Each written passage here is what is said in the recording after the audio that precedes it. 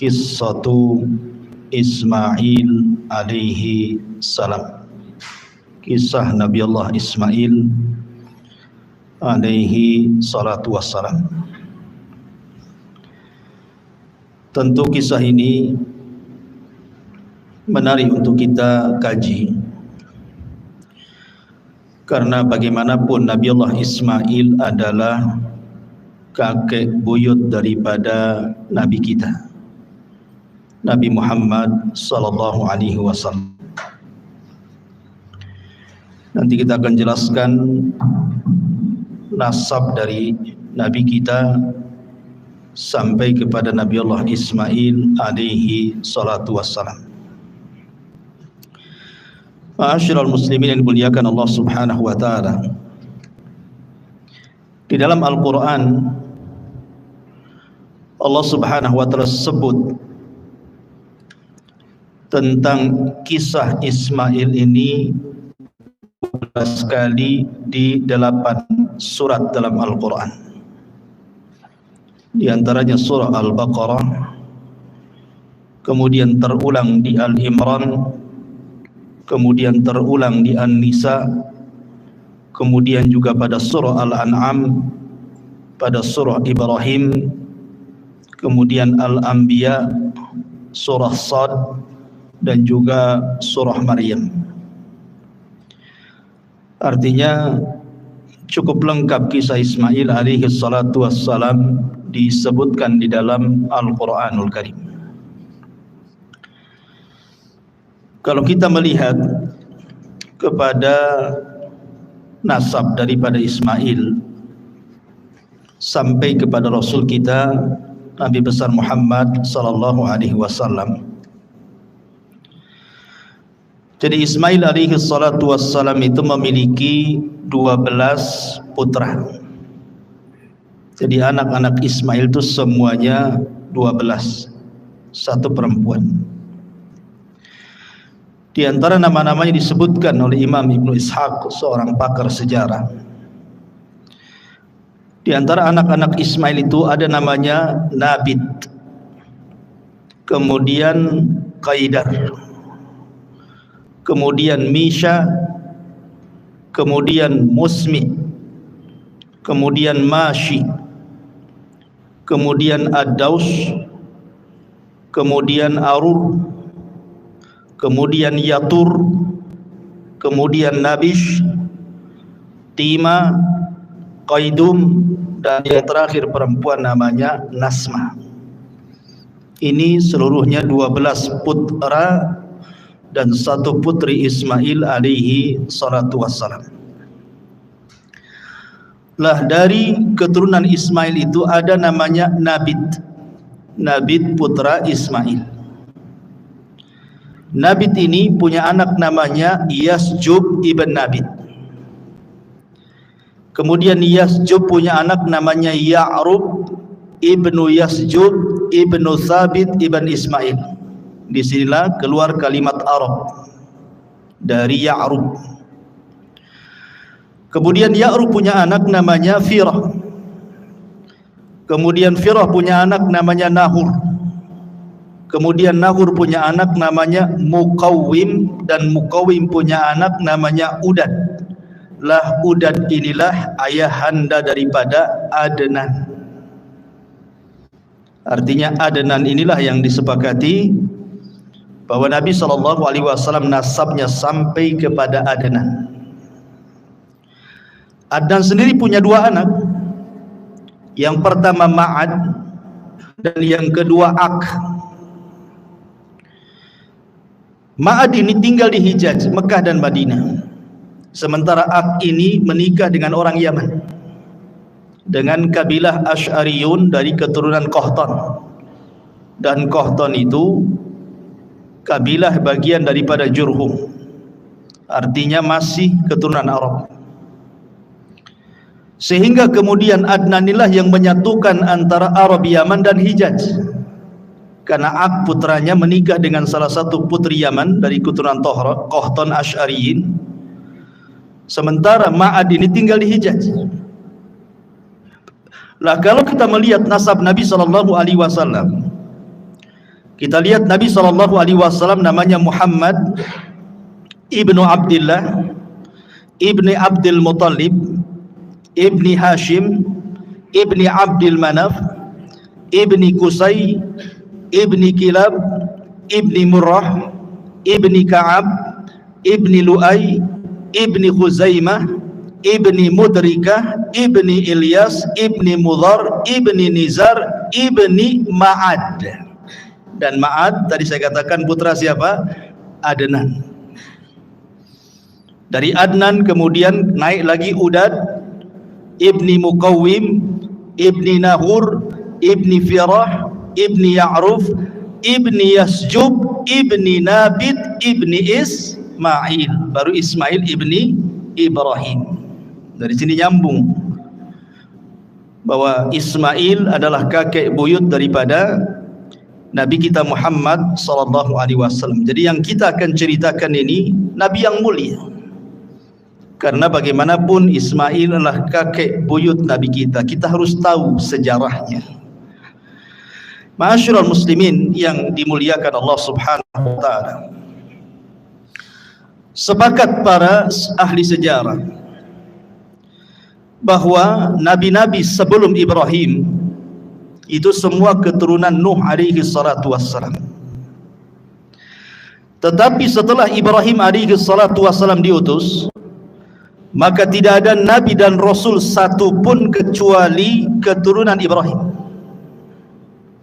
Jadi kalau sebelum Ibrahim, sepakat ulama sejarah bahwa para nabi keturunan daripada Syam, putra Nuh. Tetapi setelah Ibrahim diutus, maka tidak ada nabi dan rasul kecuali turunan Ibrahim. Makanya Ibrahim disebut Abul Anbiya, bapaknya para nabi. Lah Ibrahim sendiri memiliki banyak anak sebenarnya, karena istrinya juga banyak.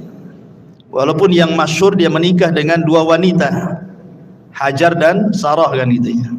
Tapi ada wanita lain dinikahi Ibrahim punya anak. Putra Ibrahim itu antara 7 sampai 8, tetapi yang masyhur adalah Ismail dari istrinya Hajar dan Ishak dari istrinya Sarah. Kemudian dari Ishak lahirlah seorang nabi juga namanya Yakub.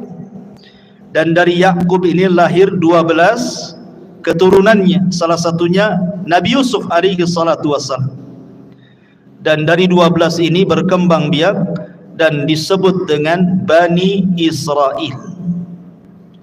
Dari turunan Yakub ini ribuan para nabi muncul dan diutus kepada Bani Israel, dan ditutup dengan kenabian dan kerasulan Isa ibnu Maryam alaihi salatu wassalam. Ini dari jalur Ishak. Tapi kalau dari jalur Ismail tidak ada yang jadi nabi. Tidak ada yang jadi nabi. Baru setelah kemudian keturunannya sampai kepada Abdul Muttalib. Abdul Muttalib punya anak namanya Abdullah. Dari Abdullah inilah lahir Nabi akhiruz zaman, Khatamul Anbiya wal Mursalin, Rasul Muhammad sallallahu alaihi wasallam. Itu kalau kita bicara nasab. Tentu ketika cerita Ismail tidak lepas daripada kisah ibundanya Hajar. Lalu siapa Hajar ini? Ada yang mengatakan bahwa Hajar ini, kalau menurut versi Yahudi, dia adalah seorang budak yang berada di istana Farainah, istana Fir'aun Mesir kala itu. Kemudian dihadiahkan kepada Sarah dan menjadi budak Sarah. Tentu sebagian ulama membantah kalau Hajar itu seorang budak, karena di sini ada berbau merendahkan kepada Nabi kita Muhammad sallallahu alaihi wasallam, seolah-olah dia turunan budak, dan seolah-olah Sarah itu lebih afdal dibandingkan Hajar, dan seolah-olah Yahudi lebih afdal dibandingkan Islam, nanti menuju ke situ. Sehingga orang-orang Yahudi di dalam kitabnya At-Takwim itu mereka mengatakan seperti itu. Hajar seorang budak. sementara Sarah ini tuannya. Sehingga ada sebagian para ulama membantah, Hajar ini bukan budak. Hajar ini justru adalah turunan Amalikoh ataupun turunan Faraina yang dahulu menguasai Mesir, dan dia adalah putri daripada pembesar Amalikoh atau Amalikoh dan juga Kan'ani ini. Kemudian dijajah oleh Faraina, oleh orang-orang Fir'aun. Kemudian ditawanlah Hajar ini, kemudian dijadikan pelayan di istana Fir'aun. Lah kemudian setelah Sarah datang ke Mesir bersama Ibrahim, kemudian raja ini hendak melakukan sesuatu yang buruk kepada Sarah. Sarah pun berdoa kepada Allah dengan tawasul dengan amal saleh. Tiba-tiba raja ini stroke, tidak bisa bergerak, kemudian minta doa supaya disembuhkan. Maka Sarah berdoa kepada Allah, kemudian disembuhkan. Karena dia ketakutan kepada Sarah tapi hatinya masih suka, maka kemudian dihadiahkanlah Hajar kepada Sarah sebagai bukti kecintaan Fir'aun ini kepada Sarah, karena tidak bisa apa-apa. Ya. Jadi Hajar ini orang mulia, bukan sebagaimana prasangka orang-orang Yahudi. Itu ada yang mengatakan seperti itu. Intinya bahwa kemudian Hajar ini dihadiahkan kepada Sarah, kemudian tinggal bersama Sarah dan juga Ibrahim di Mesir. Tetapi karena memang kondisinya kurang kondusif, akhirnya Ibrahim pun kemudian meninggalkan Mesir dan kembali ke Syam, Palestina. Maka hiduplah 3 orang ini di Palestina. Lah usia Ibrahim alaihi salatu wassalam itu sudah tua, sudah hampir 82 tahun lebih, tetapi tidak kunjung juga punya keturunan. Hampir 86 lebih gitu ya, ya di atas 80 lah. Tidak punya keturunan juga, tetapi Ibrahim terus berdoa kepada Allah Subhanahu wa taala, dan Sarah tahu bahwa Ibrahim itu pengen punya keturunan. Sehingga karena kecintaan Sarah kepada Ibrahim, dia melirik Hajar. Bagaimana kalau seandainya Ibrahim menikah dengan Hajar, siapa tahu dari Hajar ini melahirkan keturunan. Akhirnya kemudian Ibrahim menikahi Sarah, menikahi Hajar, dan betul setelah menikah dengan Hajar, maka hamillah Hajar, kemudian punya anak dan lahirlah bayi, kemudian dinamai Ismail ibnu Ibrahim. Kemudian timbullah kecemburuan. Ingat bahwa idza aradallahu syai'an ahya asbab. Allah itu kalau menghendaki sesuatu pasti dimunculkan sebabnya. Allah menghendaki Ibrahim itu hijrah dari Palestina ke Mekah kan begitu. Tapi kan harus ada sebabnya. Sebabnya apa kan itu? Maka dibuat sebabnya. Salah satu penyebabnya adalah Hajar ini ketika memiliki Ismail, Ibrahim itu cinta betul dengan Ismail. Otomatis ketika cinta dengan Ismail, lebih banyak tinggal bersama Hajar. Cemburulah Sarah.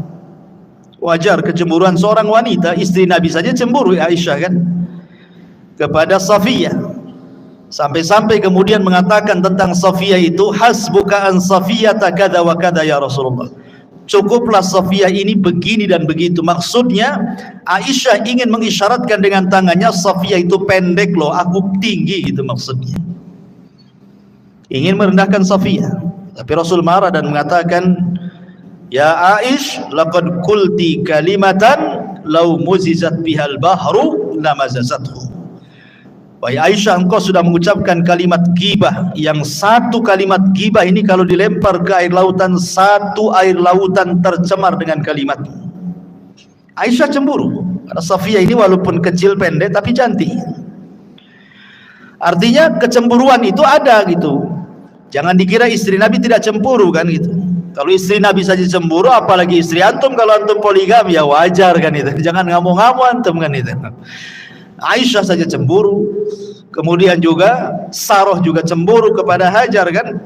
Akhirnya Sarah meminta kepada Ibrahim untuk dijauhkan Hajar dengan dirinya. Terserah mau ditaruh di mana, tapi jangan dekat-dekat dengan diriku. Dari situlah datang perintah agar Ibrahim membawa Hajar ke mana? Ke Mekah. Bayangkan Palestina ke Mekah itu kan perjalanan 1 bulan naik unta tuh. Tentu sekali lagi karena hikmah yang Allah kehendaki. Maka berangkatlah kemudian Ibrahim bersama Hajar dan bayi kecil Ismail. 1 bulan naik unta sampai kemudian singgah di sebuah wadi, lembah. Lembah itu tidak ada tanaman, tidak ada air. Di sekelilingnya hanyalah padang pasir kering kelontang, lautan padang pasir yang tidak bertepi. Tiba-tiba kemudian sampai di situ, Ibrahim hanya meletakkan Hajar dan juga Ismail kemudian pergi. Hanya dibekali beberapa bekal untuk beberapa hari saja. Tentu wanita ditinggal suaminya begitu saja kan tidak terima juga. Akhirnya dia mengikuti Ibrahim dan mengatakan kepada Ibrahim, "Aina tadhhab wa tatrukuna bihadzal wadi?" Ya Ibrahim, Anda pergi kemana? Kenapa kau tinggalkan kami di lembah ini? Alladzi laisa fihi insun wala syai'un. Di sini tidak ada manusia. Di sini enggak ada apa-apa. Enggak ada pohon, enggak ada binatang, enggak ada minuman, enggak ada apa-apa. Dan terus mengikuti Ibrahim sampai ketika di tempat namanya Kada. Baru kemudian Ibrahim terhenti.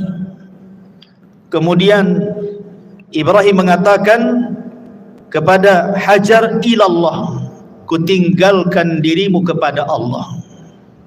Bayangkan hanya ngomong begitu saja, kutinggalkan dirimu kepada Allah. Barulah kemudian Hajar paham dan mengatakan, raditu billah. Dalam riwayat Bukhari, idzan la yudayyi'un Allah.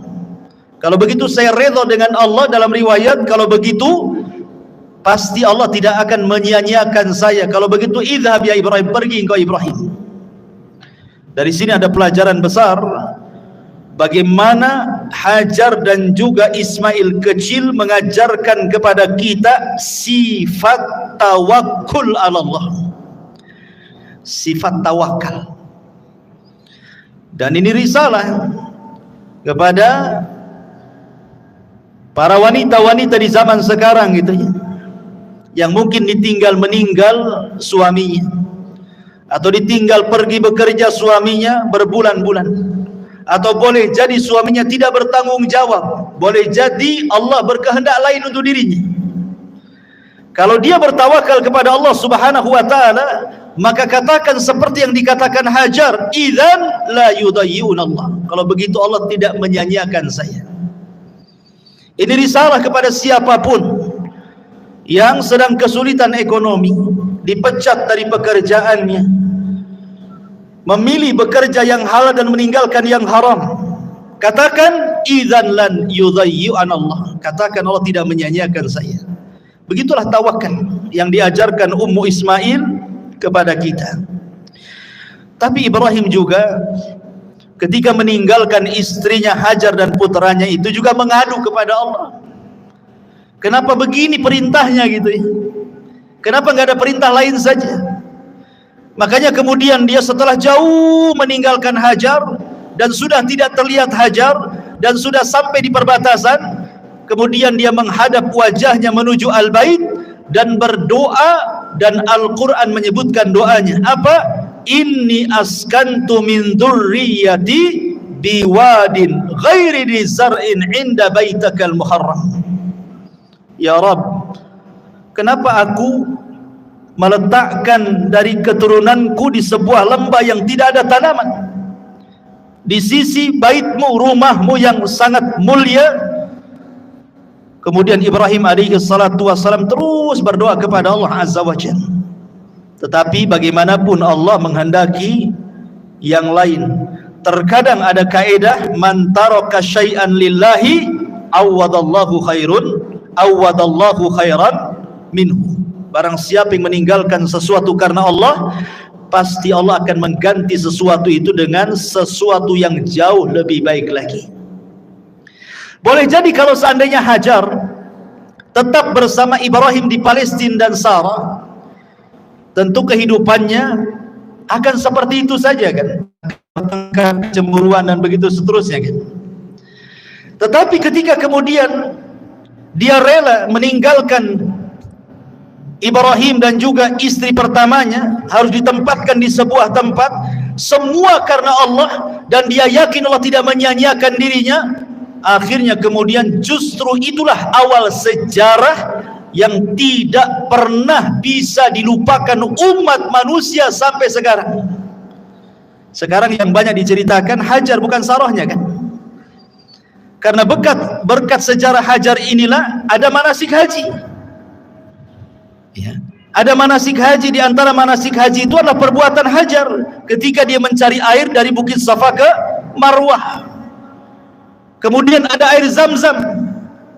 Tetapi kisah Sarah kan hanya sampai di situ. Tetapi kisah Hajar dikenal, bahkan meninggalkan ibadah yang luar biasa kepada kita, termasuk juga peninggalan Ma'u Zam-Zam, air yang luar biasa berkahnya di permukaan bumi. Sampai hari ini kita bisa menikmati air itu bagi siapa yang datang ke Mekah Al-Mukarramah untuk haji ataupun umrah. Luar biasa. Jadi jangan takut kalau orang meninggalkan sesuatu karena Allah, itu pasti Allah akan ganti sesuatu itu yang lebih baik lagi. Seseorang bekerja di tempat yang penuh dengan riba, dia tahu riba haram, maka sedikit-sedikit dia keluar dari situ mencari yang halal. Insya Allah ternyata yang halal lebih tenang, boleh jadi lebih berkah dunia dia dan akhirat dia. Jangan takut meninggalkan sesuatu karena Allah Subhanahu wa ta'ala, karena Allah tidak mungkin menyia-nyiakan hambanya yang meninggalkan karena dia. Ma'asyiral muslimin yang dimuliakan Allah Azza wa Jalla, ketika kemudian Hajar sudah ditinggalkan oleh Ibrahim bersama putranya Ismail, habis bekalnya, hanya beberapa hari saja. Apalagi yang dihajatkan seseorang di tengah padang pasir itu adalah minuman. Minuman sudah tidak ada, mereka hampir kehausan. Anda bayangkan, seolah-olah Ibrahim ini secara kasat mata sengaja membiarkan kedua manusia ini suruh mati. Tetapi bukan itu kehendak Ibrahim, ini semua kehendak Allah. Allah kalau menghendaki sesuatu pasti ada hikmah di dalamnya. Makanya ketika itu Ismail ditinggalkan oleh Hajar mencari air ke sana kemari. Naiklah dia ke Bukit Safa. Kemudian nampak ada air macam fata morgana di Marwah, lari dia ke Marwah. Saking paniknya si bolak-balik saja itu, Safa Marwah sampai 7 kali putaran. Dia khawatir dengan putranya Ismail karena mendengar dia menangis. Saat dia pulang dan hendak melihat Ismail, dia mendengar suara. Rupanya suara itu datang daripada Jibril yang datang hendak menolong keduanya. Ketika kemudian mendekati putranya Ismail, rupanya di sampingnya ada Jibril alaihi salam.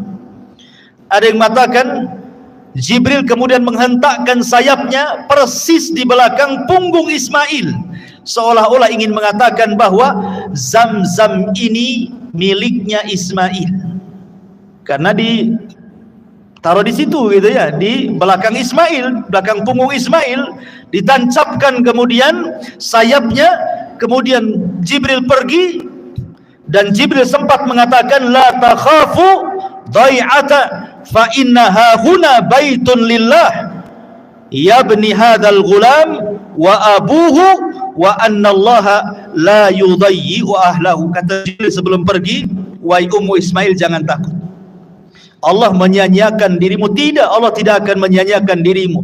Di sini kelak akan dibangun Baitullah, rumah Allah, yang akan membangunnya ni anakmu Ismail yang masih bayi dan bapaknya kelak Ibrahim. Dan Allah tidak akan menyia-nyiakan siapapun yang dekat dengan Baitullah ini. Kemudian Jibril pergi. Begitu dalam riwayat Bukhari. Lah kemudian ketika melihat ada air muncrat dari tanah, maka segeralah kemudian Hajar membendungnya. Dalam bahasa Arab, membendung itu artinya zam. Jadi dikumpulkan di bendung sambil mengucapkan zam. Maka kemudian air itu menjadi Zam-Zam. Sampai kata Nabi SAW, kalau seandainya Ummu Ismail tidak membendung Zam-Zam, niscaya Zam-Zam itu akan memenuhi seluruh padang pasir satu Arab tuh. Ya. Dari situlah kemudian akhirnya Ismail dan juga Hajar minum dari air Zam-Zam berhari-hari tanpa makan sudah cukup. Ya, karena air Zam-Zam itu disabdakan oleh Nabi SAW. Apa sabda Nabi SAW tentang Zam-Zam? Zam-Zam ini adalah ta'amu tu'min wa syarabu sukmin, kata Rasul. Zam-Zam ini adalah makanan yang bisa dikonsumsi dan minuman bagi orang yang punya penyakit, untuk mengobati sakit. Jadi walaupun minum air Zam-Zam itu sudah kenyang, bahkan dikisahkan dari sahabat Abu Dzar Al-Ghifari radhiyallahu anhu. Jadi Abu Dzar Al-Ghifari itu pernah 1 bulan ketika safar, habis bekal makanannya, tinggal air Zam-Zam. Akhirnya kemudian dia minum saja air Zam-Zam 3 hari sehari. Rupanya kata Abu Dzar, hatta samintu, sampai aku gemuk gara-gara minum terus air Zam-Zam. Enggak makan dia 30 hari. Abu Dzar Al-Ghifari radhiyallahu an tidak makan, hanya minum saja 30 hari. Kata dia, aku minum terus selama 30 hari dalam safarku sampai aku gemuk, tidak ada satupun badan kecuali gemuk, gitu ya. Bayangkan coba. Ya, dan Zam-Zam itu harus diyakini sebagai obat. Jangan katakan coba-coba. Saya ingin cobalah menyembuhkan penyakit dengan Zam-Zam. Jangan dicoba air Zam-Zam itu. Air Zam-Zam itu bukan percobaan. Air Zam-Zam itu wahyu. Air berkah, nggak usah dicoba. Langsung diimani, langsung diyakini bahwa dia adalah obat untuk segala penyakit. Minum saja, bismillah. Tawakal kepada Allah, ikhlas kepada Allah. Jangan coba-coba. Kalau coba itu ragu-ragu artinya. Jangan main coba-coba. Langsung bismillah, tawakal ala Allah, yakin, ikhlas, ya. Insyaallah. Zam-Zam itu sebagaimana sabda Rasul, ta'amu tu'min wa syarabu sukmin. Dia adalah makanan sekaligus juga obat. Bahkan bisa mengabulkan niat peminumnya. Ma'u Zam-Zam lima syuribalahu. Air Zam-Zam itu akan mengabulkan setiap peminumnya.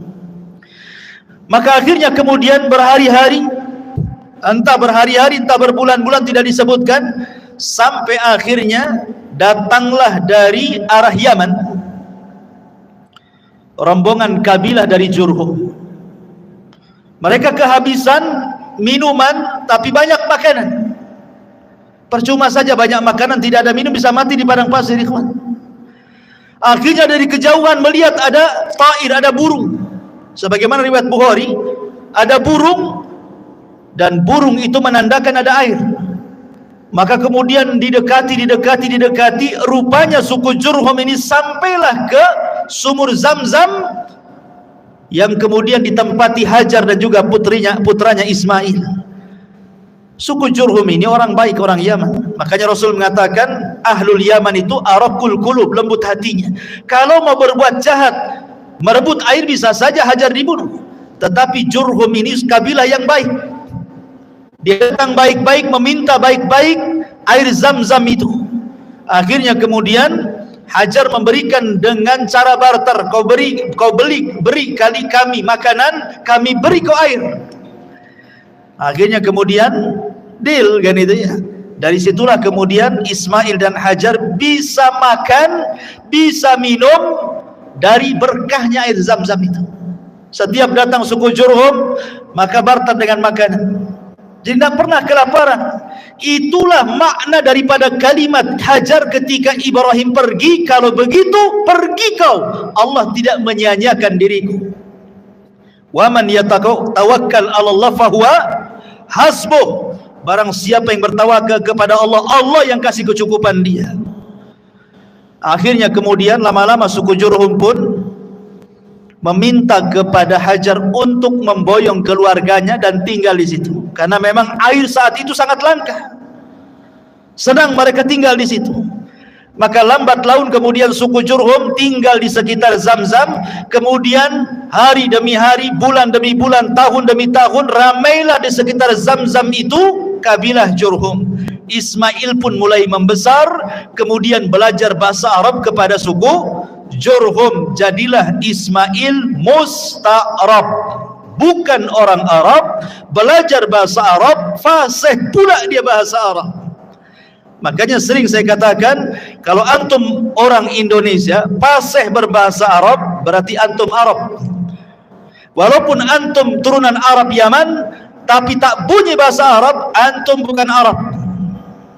Menang muka saja Arab. Ya, bahasa Arab tak bisa, bukan Arab antum. Walaupun ngaku Habib sekalipun, kalau tidak bunyi bahasa Arab, bukan Arab. Tapi kalaupun antum hitam pesek hidungnya persis kayak orang Melayu, tapi bahasa Arabnya mantap kayak Ismail, antum Arab. Paham ya? Ismail bukan orang Arab, orang Ajam, dia orang Palestina, lahir di sana, tapi belajar bahasa Arab ke suku Jurhum. Makanya ulama mengistilahkan musta'arab. Orang Arab yang bukan Arab pasti bahasa Arab, makanya dia Arab, begitu ya. Di situ kaidahnya muncul. Ya. Ma'asyiral muslimin yang dimuliakan Allah Subhanahu wa taala. Akhirnya kemudian Ismail pun besar di situ. Ketika usianya belasan tahun, tentu Ibrahim selaku orang tua kan wajarlah kangen ingin berjumpa dengan Ismail yang sudah lama ditinggalkannya, sudah belasan tahun. Makanya kemudian ketika kemudian Ibrahim alaihi salatu wassalam safar dari Palestina menuju Mekah, ingin berkunjung dan melihat istri dan juga putranya yang sudah belasan tahun itu. Akhirnya kemudian Ibrahim pun sampai. Ketika sampai itulah kemudian Ibrahim alaihi salatu wassalam dimimpikan malam harinya. Apa mimpinya? Inni ara fil manami anni adzbahuka fanzur madza tara. Wahai Ibrahim, wahai Ismail, ayahmu bermimpi semalam bapakmu menyembelih dirimu. Betul-betul menyembelih dalam mimpinya itu. Bagaimana pendapatmu? Ya. Maka Ismail alaihi salatu wassalam, orang yang terdiri dari ummu Ismail, wanita yang paling tawakal.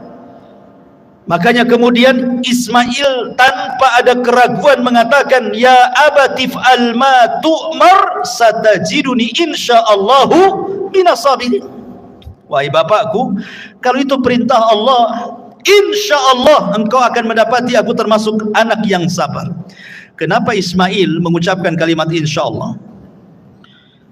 Hikmah di balik Ismail mengucapkan kalimat insyaallah itu seolah-olah Ismail ingin mengatakan seperti ini. Kalau aku redha aku disembelih, engkau pun wahai bapakku redha aku disembelih, tapi Allah tidak redha, maka engkau tidak dapati aku termasuk hamba yang sabar. Kenapa? Karena ini akal-akalan kamu saja. Tetapi kalau seandainya aku redha disembelih, engkau redha disembelih, Allah pun redha, maka kau akan dapati aku termasuk anak yang sabar. Kenapa? Karena ini bukan akal-akalan kamu, tapi ini perintah Allah, itu maksudnya. Makanya dia mengatakan, satajiduni insyaallahu minas sabirin. Kau akan dapati aku termasuk hamba Allah yang bersabar insyaallah, kalau Allah berkehendak. Itulah kandungan makna insyaallah. Penting kita mengucapkan kalimat insyaallah itu. Ya. Bukan kalimat ragu-ragu insyaallah itu, tapi kalimat berkah. Ya. Karena biasanya di masyarakat kalau sudah main-main insyaallah itu dimain-mainkan itu, seolah-olah ragu-ragu kan. Besok datang nggak ya? Karena nggak mau datang, cuman bilang nggak mau datang, malas, takut tersinggung, main insyaallah kan? Insyaallah katanya. Padahal memang niatnya mah nggak mau datang. Insyaallah katanya. Gitu ya. Bisa saja insyaallah lah datang. Tapi kalau sudah memang nggak niat datang, bilang aja saya nggak datang besok. Kecuali kalau antum janji mau datang, itulah penting mengucapkan insyaallah kan. Karena ketika antum janji mau datang, bisa saja di jalan macet, bisa saja di jalan kecelakaan, bisa saja ada masalah, maka baru kemudian ucapkan kalimat insyaallah. Baik, ma'asyiral muslimin yang dimuliakan Allah Azza wa Jalla. Maka akhirnya kemudian Ibrahim pun betul-betul menyembelih Ismail, dan ini sudah saya kisahkan panjang lebar di sini. Bagaimana Ibrahim betul-betul menggorok loh leher Ismail itu, tapi Allah buat pisau yang tajam jadi tumpul. Jadi digini-gini tetap saja nggak berdarah-darah tuh. Dari situ Allah melihat kesungguhan Ibrahim sudah melaksanakan perintahnya lewat mimpinya, karena mimpi seorang nabi itu wahyu masalahnya. Maka Allah Subhanahu wa taala langsung mengirim penyeru dan menyeru dari langit dan mengatakan, ya ayya Ibrahim qad saddaqta ru'ya, wahai Ibrahim kau sudah membenarkan mimpi. Maka disitulah Allah katakan, wa fadainahu bidzibhin azim wa taraknahu lil akhirin, kami ganti Ismail dengan kambing kibas dan akan menjadi cerita bagi orang-orang setelahnya sampai hari ini. Kisah itu diceritakan dan menjadi syariat bagi umat Islam tentang kurban, ya. Ma'asyiral muslimin yang dimuliakan Allah Azza wa Jalla, selesai kisah penyembelihan ini, maka kemudian Ibrahim balik lagi ke Palestina. Ismail kemudian menjadi laki-laki yang tumbuh dewasa gitu. Lah setelah Ismail kemudian tumbuh dewasa, maka Allah takdirkan Hajar meninggal dunia di usia yang sudah tua juga, 80 tahunan ke atas Hajar meninggal. Kemudian Ismail tertarik dengan wanita Jurhum, menikahlah Ismail dengan wanita Jurhum. Masalahnya disebutkan di dalam sejarah, bahkan juga diriwayatkan dalam Sahih Bukhari, bahwa ketika kemudian Ismail alaihi salatu wassalam menikah dengan wanita Jurhum itu, Ibrahim mendengar putranya sudah menikah. Maka Ibrahim dari Palestina datang ke Mekah ingin melihat istri daripada Ismail. Kemudian ketika dia berkunjung kepada rumah Ismail, Ismail sedang pergi, sedang mencari kerja, sedang mencari maisha. Maka kemudian Ibrahim bertanya kepada istri pertama Ismail yang dinikahi ini tentang bagaimana kehidupannya. Tiba-tiba kemudian ngeluh dia dan mengatakan, nahnu bisyarrin, nahnu fi dhikin wa syiddatin, fasyakat ilaihi. Hidup kami ini susah, kata istri pertamanya ini. Hidup kami dalam kejelekan, hidup kami tidak senang, hidup kami dalam kemiskinan, susah makan, macam-macam diadukan kepada Ibrahim. Ini istri Ismail tidak tahu kalau di depannya itu Ibrahim, ya, karena dia ngaku dia mertuanya kan gitu. Akhirnya kemudian Ibrahim ini melihat ini kok istrinya aneh, ini kok ngeluh-ngeluh gini nih, berarti Ismail ini salah cari jodoh nih. Akhirnya kemudian Ibrahim sebelum pergi, dalam Sahih Bukhari dijelaskan, Ibrahim menasihati istrinya, nanti kalau datang suamimu Ismail, katakan pesan dari saya, ghayyir atabata babik. Kemudian pergi Ibrahim. Ketika Ismail kemudian pulang, diceritakan sama istrinya bahwa ada orang tua sifatnya seperti ini. Kaget dia, lah itu orang tua saya, kenapa kau tidak memuliakan dia? Kata istri, saya tidak tahu itu orang tuamu. Akhirnya kemudian kata Ismail, berpesan apa itu orang tuaku kepadaku? Kata istrinya, dia hanya berpesan, ghayyir atabata babik, katanya, ganti tangga menuju rumah depanmu, katanya. Kata Ismail, oh iya, yang dimaksud atabat itu adalah engkau, aku disuruh menceraikan kamu, katanya. Wasiat Ibrahim. Akhirnya diceraikan istri pertamanya. Kemudian setelah diceraikan istri pertamanya, terdengarlah oleh kabilah Jurhum Ismail menceraikan istrinya. Akhirnya kemudian banyak pembesar-pembesar Jurhum itu yang menawarkan putrinya. Bagaimanapun Ismail ini tokoh kan itu ya.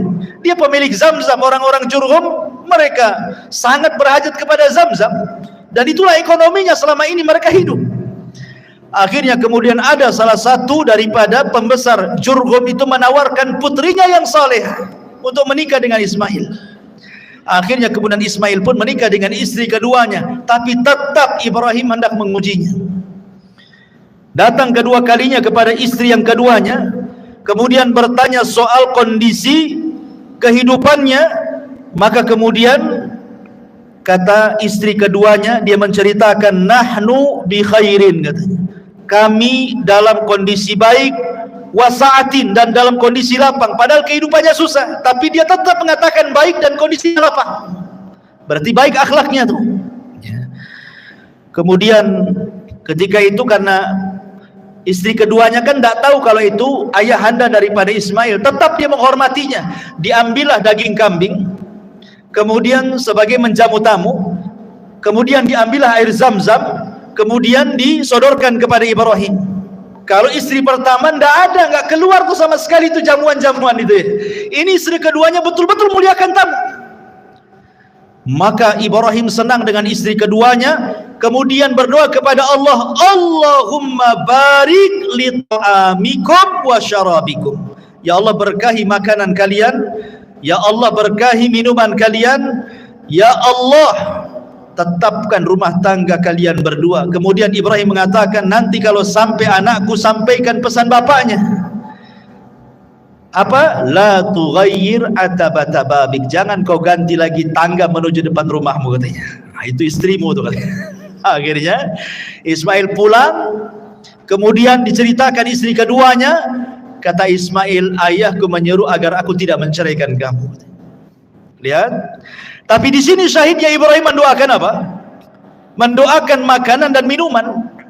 Yang ketika itu makanan yang didoakan oleh Ibrahim apa? Daging kambing dan juga air Zam-Zam. Sejak itulah kambing dan Zam-Zam di Mekah menjadi berkah karena doanya Ibrahim. Makanya penduduk Mekah itu walaupun makan kambing siang, pagi, sore, malam, nyantai saja mereka. 1 tahun mereka pagi, siang, sore makan kambing, nggak ada cerita naik darah, naik kolesterol, stroke, nggak ada. Coba antum pakai kambing Batam, sebulan saja pagi kambing, siang kambing, malam kambing, pagi sate, siang gulai, rawon lagi sorenya, malamnya tengkleng. Sebulan saja. Apa nggak naik itu tensinya? Ya. Masyaallah muslimin yang dimuliakan Allah Azza wa Jalla. Intinya bahwa kemudian Ismail pun tetap tidak menceraikan istrinya karena dapat istri yang soleh. Dari istri inilah lahir 12 keturunannya yang saya sebutkan di muqaddimah tadi. Kemudian setelah itu Sarah meninggal, maka Ibrahim kemudian hijrah dari Palestina dan bergabung bersama Ismail. Disinilah terjadi pembuatan Ka'bah, pembangunan Ka'bah yang sempat roboh. Kisahnya adalah, jadi ketika kemudian Allah Subhanahu wa taala perintahkan Ibrahim untuk membangun Ka'bah dan juga putranya Ismail, maka mulailah kemudian Ibrahim dan juga Ismail mencangkul bagian Ka'bah yang akan dibangun sampai kemudian mendapati pondasi. Dan ketika di zaman jahiliyah pernah kan dirobohkan karena terkena banjir sehingga Ka'bah rusak. Kemudian oleh Al-Walid ibn Mughirah dan orang-orang Quraisy digali sehingga sampai kepada pondasi awal Ka'bah yang berwarna hijau. Ya, pondasinya itu warna hijau. Ya. Lah Ibrahim juga sama, karena Ibrahim itu tidak mulai dari pondasi, karena pondasi sudah ada sejak zaman para malaikat membangunnya. Ada yang mengatakan Adam yang membangunnya gitu. Jadi Ibrahim itu hanya meninggikan saja. Maka mulailah kemudian Ibrahim dan Ismail meninggikan dari atas pondasi itu bangunan Ka'bah. Dan bentuknya memanjang karena Hijar masuk ke dalamnya. Tapi di zaman jahiliyah ketika Ka'bah itu hancur hanya dibangun separuh saja sehingga Hijar keluar. Hijar Ismail keluar gitu ya. Kalau di zaman Ibrahim masuk Hijar itu. Ya, dan juga pintunya 2. Pintu masuk, pintu keluar. Kemudian di tanah. Kalau sekarang kan pintunya di atas gitu ya. Agak sulit, orang-orang tertentu saja masuk. Kalau orang dulu kan siapa aja bisa masuk gitu ya. Intinya bahwa ketika kemudian sudah dibantu oleh Ismail pembangunan Ka'bah, sampai kemudian ada satu tempat yang itu khusus untuk satu batu, kurang satu batu, maka Ibrahim meminta kepada Ismail untuk mencari batu. Kemudian pulang, rupanya yang dibawa itu Hajar Aswad, batu dari sorga. Ibrahim tahu ini Hajar Aswad, dulunya warnanya putih tapi menjadi hitam karena dosa anak Adam, kata Rasul. Maka diletakkan Hajar Aswad di Ka'bah sebagai pelengkap Ka'bah itu. Dan Hajar Aswad ini menjadi kiblat bagi kita kaum muslimin ketika sholat kita. Dan pernah hilang 20 tahun, dicongkel oleh orang-orang Syiah. Ketika Syiah menyerbu Mekah ketika itu kan sampai di pantai ribuan jemaah haji itu, sampai orang yang nempel di kiswah Ka'bahnya di pantai itu orang-orang Syiah itu. Dicongkel itu Hajar Aswad, dibawa ke Bahrain. 20 tahun hilang Hajar Aswad itu. Tapi setelah Hajar Aswad dicuri sama orang-orang Syiah itu, dibawa ke Bahrain, banyak azab menimpa Bahrain. Akhirnya takut dibalikin lagi setelah 20 tahun. Ya. Masyaallah muslimin yang dimuliakan Allah Subhanahu wa taala. Intinya bahwa Allah Subhanahu wa taala menggambarkan dalam Al-Qur'an, "Inna awwala baitin wudi'a lin-nasi lalladzi bi Bakkah mubarakan wa hudan lil alamin fihi ayatun bayyinatun maqamu Ibrahim wa man dakhalahu kana amina walillahi 'alan nasi hajjul baiti man istata'a ilaihi sabila wa man kafara fa innallaha ghaniyyun 'anil alamin." Sesungguhnya rumah yang mula-mula dibangun untuk tempat beribadah manusia adalah Baitullah yang ada di Bakkah ataupun Mekah, yang diberkahi dan menjadi petunjuk bagi semua manusia. Di sana terdapat tanda-tanda yang jelas, di antaranya makam Ibrahim. Barang siapa memasuki Baitullah, amanlah dia. Dan di antara kewajiban manusia terhadap Allah adalah melaksanakan ibadah haji ke Baitullah, yaitu bagi orang-orang yang mampu mengadakan perjalanan ke sana. Barang siapa yang mengingkari kewajiban haji, maka ketahuilah Allah Maha Kaya bagi seluruh alam semesta. Ketika Ibrahim sudah selesai itu membangun Ka'bah. Dan apabila dia capek, maka dia berdiri di samping Ka'bah yang kemudian menjadi makom Ibrahim. Makom dulu tempat istirahatnya di situ, makanya makom sekarang kan. Ya. Jadi setelah selesai, Allah perintahkan kepada Ibrahim untuk mengajak seluruh manusia yang ada di bumi suruh haji. Ibrahim gimana? Harus datang kemana-mana mengajak manusia haji, perlu berapa waktu ke timur, ke barat, ke selatan, ke utara. Jadi Ibrahim mengatakan, "Ya Rabb, tidak mungkinlah saya berjalan ke sana kemari," kan itu. Tapi Allah mengatakan, "Ya Ibrahim, aku tidak suruh kau jalan ke sana kemari. Aku suruh kau berteriak dari Mekah. Nanti kami yang sampaikan suaramu ke ujung barat, ke ujung timur, ke selatan dan ke utara." Dan ini mukjizatnya Ibrahim. Cukup kau serukan manusia untuk haji, suaramu sampai di sana nanti, gitu maksudnya. Maka Ibrahim pun menyerukan manusia untuk haji, suaranya kemana-mana, masuk ke telinga semua manusia. Subhanallah, seruan Ibrahim masih melengket di telinga kita sampai hari ini. Semua datang ke Mekah, ya, semua datang ke Mekah kan. Alhamdulillah, seruan Ibrahim sampai hari ini melekat di telinga-telinga kaum muslimin. Wa adzin finnas, ya, dan serukan kepada manusia untuk haji, ya'tuka rijalan wa ala kulli dhamirin ya'tin min kulli fajin amik, kata Allah. Maka akan datang dari semua belahan negeri untuk menziarahi Ka'bah. Sadaqallahul azim. Lihat bagaimana sekarang dari penjuru negeri datang ke Mekah. Subhanallah, tidak ada orang yang bosan datang ke Mekah dalam rangka haji dan umrah. Ya, buktinya orang yang hari-hari umrah belakangan punya travel umrah pula dia. Saking pengen terus ke sana bolak-balik gitu. Begitulah Allah cintakan manusia untuk haji. Ma'asyiral muslimin yang dimuliakan Allah Subhanahu wa taala.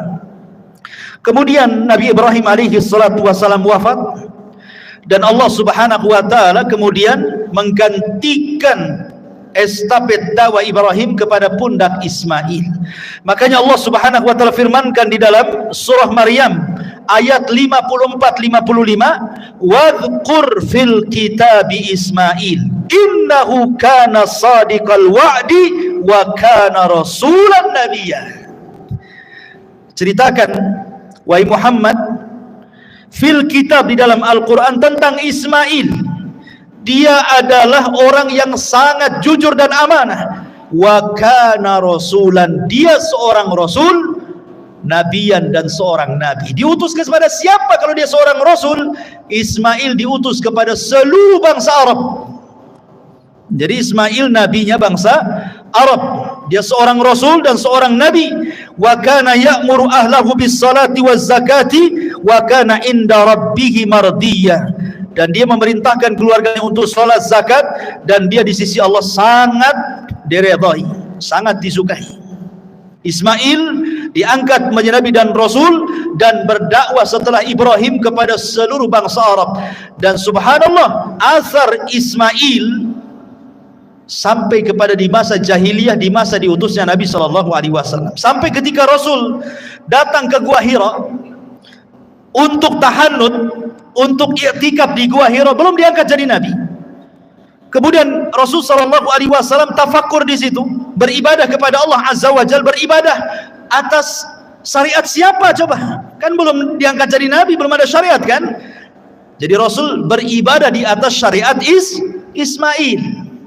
Dia beribadah di atas syariat Ismail, tafakur dalam gua itu. Ya, karena belum ada syariat yang diberikan kepada Rasul seperti sholat, zakat, puasa, Quran dan begitu seterusnya, maka dia tafakur ala syariat Ismail. Di atas syariat Nabi Allah Ismail alaihi salatu wassalam, sampai datang Jibril dan mengangkat Nabi sallallahu alaihi wasallam sebagai nabi dan juga rasul. Dan ketika Ismail alaihi salatu wassalam meninggal dunia, suku Jurhum itu dari turunan Ismail dan juga turunan istrinya itu masih mentauhidkan Allah. Tapi masalahnya tidak bertahan. Tiba-tiba kemudian datang orang Arab yang tidak suka dengan suku Jurhum, namanya Khuza'ah. Maka Khuza'ah itulah akhirnya menggempur Jurhum. Mulailah kemudian Jurhum pun kalah, akhirnya kembali ke Yaman dan dikuasai Hijaz oleh Khuza'ah. Lah sebelum kemudian Khuza'ah ini menguasai Jurhum, Jurhum pandai karena ekonomi mereka dari Zamzam. Disitulah air Zamzam dipendam sama orang-orang Jurhum supaya jangan direbut Khuza'ah. Dipendam sampai akhirnya beratus-ratus tahun hilang Zamzam itu. Ketika kemudian dikuasai oleh Khuza'ah, Khuza'ah tidak menemukan di mana letak air Zamzam itu. Subhanallah, di antara salah satu tokoh daripada tokoh Khuza'ah ada namanya Amr ibn Luhai. Amr ibn Luhai. Amr ibn Luhai inilah, dialah yang pertama kali merubah agama Ismail dan juga Ibrahim di kota Arab. Di negeri Arab itu dialah yang pertama merubahnya.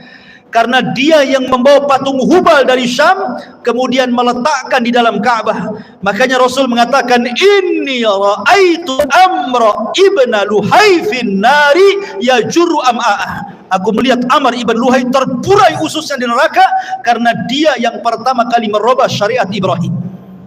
Amr ibn Luhai ini. Sejak itulah Amr ibn Luhai mengasas akidah musyrik, menyembah berhala. Akhirnya tidak ada satupun orang Arab kecuali menjadi penyembah berhala, kecuali hanya beberapa orang yang bisa dihitung dengan jari yang masih beragama Ismail dan Ibrahim, seperti Waraqah ibn Naufal, ya, kemudian ayahanda Said ibn Zaid, ya, kemudian beberapa orang, ya, tidak banyak itu yang masih beragama Hanafiyah Sam'ah, termasuk Nabi SAW masih berpegang dengan syariat Ismail, ya. Tetapi yang lainnya semua menjadi penyembah berhala. Lah baru di zaman Abdul Muttalib, di zaman Abdul Muttalib inilah baru kemudian ditemukan air Zamzam. Jadi begini kisahnya. Abdul Muttalib ini, ikhwatu fiddin, muliakan Allah Azza wa Jalla, ketika itu menjadi Sayyidul Arab, pemimpin Arab, karena Quraisy itu dipimpin oleh dua kabilah. Kabilah Bani Abdi Manaf dan kabilah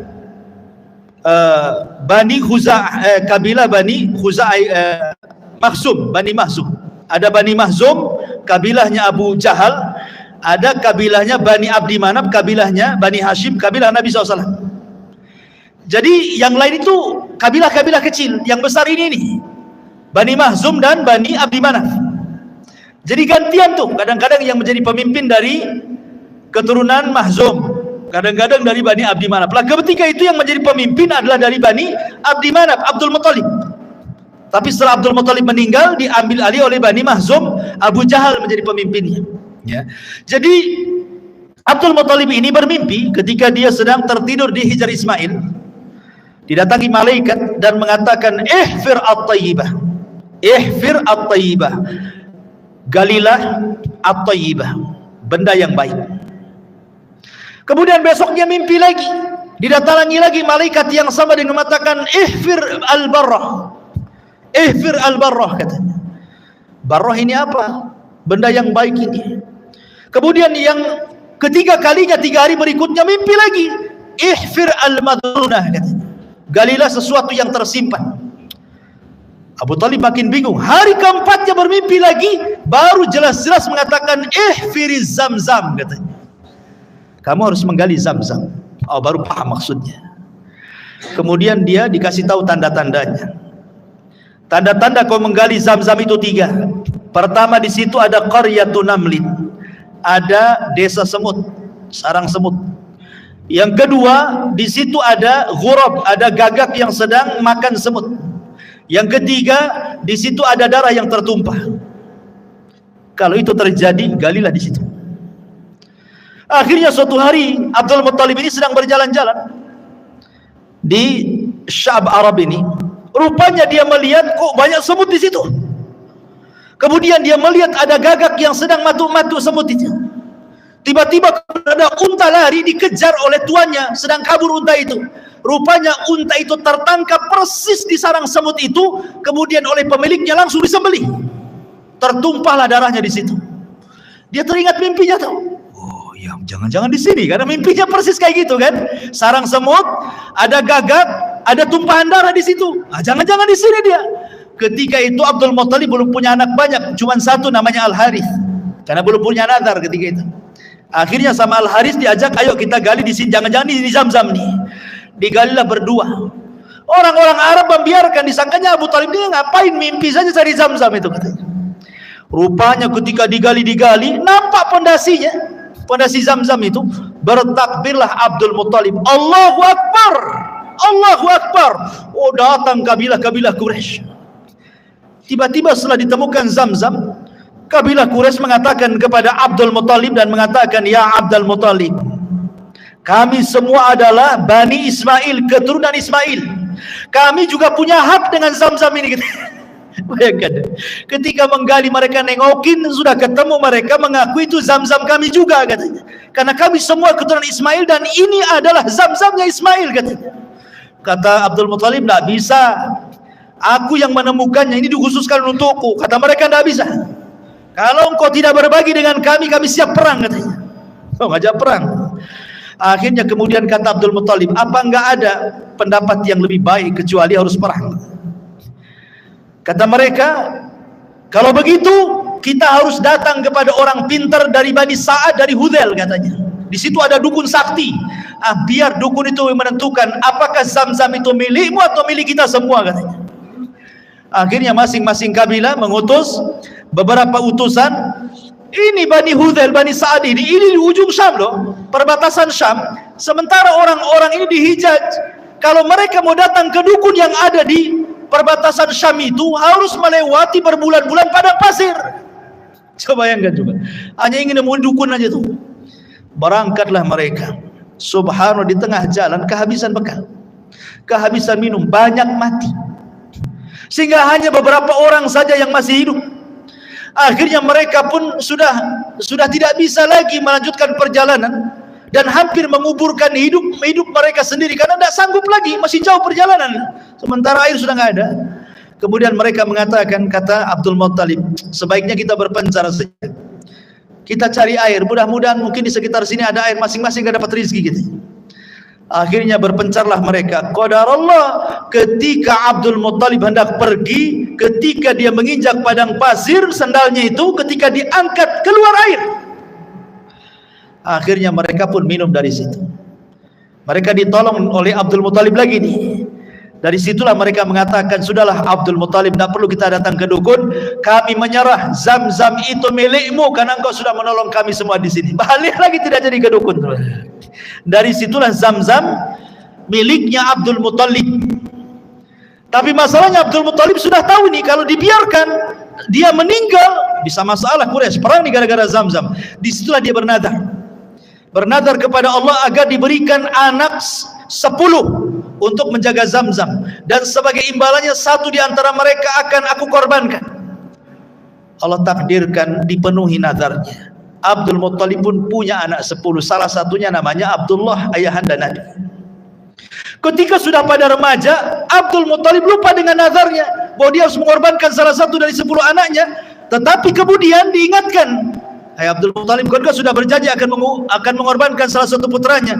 Dikurahlah anak-anaknya. Subhanallah, yang kena pula Abdullah. Abdullah itu anak yang paling dicintai Abdul Muttalib dan disayangi orang-orang Quraisy. Makanya orang-orang Quraisy mengatakan, gak usahlah disembelih Abdullah itu, kau datang aja ke dukun lagi, mungkin ada solusi yang lain katanya. Datanglah Abdul Muttalib ke dukun. Kata dukun, cobalah dikocok kayak arisan katanya. Ya, tulis dalam dua kertas, satu nama Abdul Muttalib, satu 10 unta. Kocok siapa yang keluar, kalau 10 unta berarti selamatlah Abdullah. Kau sembelih 10 unta, bagikan fuqara wal masakin katanya.